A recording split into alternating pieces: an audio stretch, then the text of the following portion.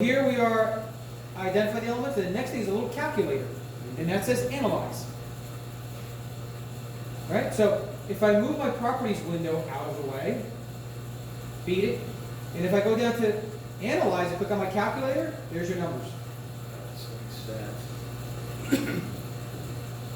So keep in mind, this spectrum was from everything that we saw in that SEM image.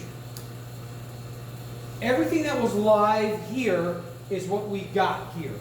So when Al said, man, that's a high number of carbon, and if you don't account for this piece of crap that was on there, well, that's why you got your high count of carbon. Because that thing was a lot of carbon. It was almost all carbon. So you got to be cognizant of what you're looking at. Maybe you need to raise the magnification a little bit of the microscope, right? Depends on what you're looking at, right? Or you can just grab a hold of the image and you just go, we haven't gotten there yet. But just know that this spectra applies to everything we see there. How close would these numbers be to the ones our low discharge spectrometer creates if we take the same sample? Let's run it and see. Let's run it and see. Should be the same. Very close. Should be the So same. this close. is extremely accurate. It's within like 2%. I mean, we struggle sometimes with moly and sulfur. We struggle with and stainless steel 304. Nickel is where we come off a little weird for some reason. Like in stainless steel 304, we should have 9.5 nickel, and we'll come up with like 8 point something or something like that, or 10, which is a little high, you know.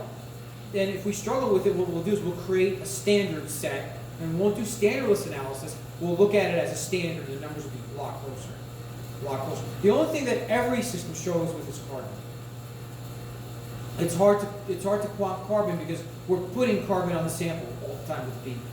We're adding it continuously. So it's very hard to say what's the carbon number really. I don't know. You put a damn beam on it, we're putting carbon on the stupid thing. Right? So when I was at Turkish Glass, their carbon numbers were always off. You know, because Turkish Glass Works in Istanbul, the operator has a